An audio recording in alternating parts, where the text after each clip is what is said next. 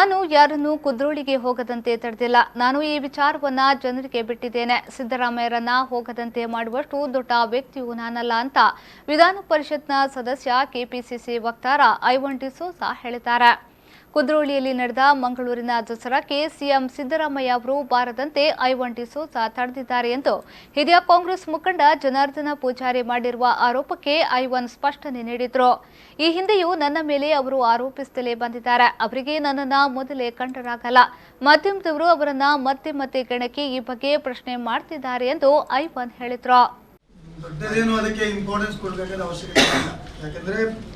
ಜನಾರ್ದನ ಪೂಜಾರಿ ಸತತವಾಗಿ ನನ್ನ ಮೇಲೆ ಬಹಳ ನನಗೆ ಹಿಂಸೆ ಆಗತಕ್ಕಂಥ ರೀತಿಯಲ್ಲಿ ಹೇಳಿಕೆಗಳನ್ನು ಬಹಳ ಸಾರಿ ಕೊಟ್ಟಿದ್ದಾರೆ.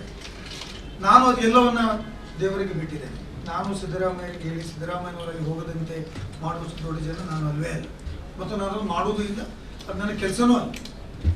ಅದನ್ನು ಇಟ್ಟುಕೊಂಡು ನೀವು ಏನಾದರೂ ಪತ್ರಿಕೆ ಇರ್ತದೆ, ನಮ್ಮ ಮಿತ್ರರು ಬಹಳ ಜನ ಇದ್ದಾರೆ, ಅವರಿಗೆ ಮಧ್ಯೆ ಕೇಳ್ತಾರೆ ಐವನ ಕೊಟ್ಟರೆ ಏನು ಮಾಡ್ತೀರಿ, ಅದಕ್ಕೆ ಐವನ್ ಅಂತ ಕೂಡ ಅವರಿಗೆ ಕುದ್ರೋಳಿ ದೇವಸ್ಥಾನ ಸಿದ್ದರಾಮಯ್ಯ ಎದುರು ಕಾಣ್ತಾರೆ, ಐವನಿಗೆ ನಮ್ಮಿಲ್ಲ ಅಂತ ಹೇಳಿ ಇದು ನನಗೆ ಅಭ್ಯಾಸ ಕೊಟ್ಟಿದ್ದಾರೆ. ಅದಕ್ಕೆ ನಾನೇನು ಅದರ ಬಗ್ಗೆ ತಲೆ ಕೆಡಿಸಿಕೊಳ್ಳಲಿಲ್ಲ, ಅದಕ್ಕೆ ದೊಡ್ಡ ಇಂಪಾರ್ಟೆನ್ಸ್ ಕೊಡಲಿಲ್ಲ.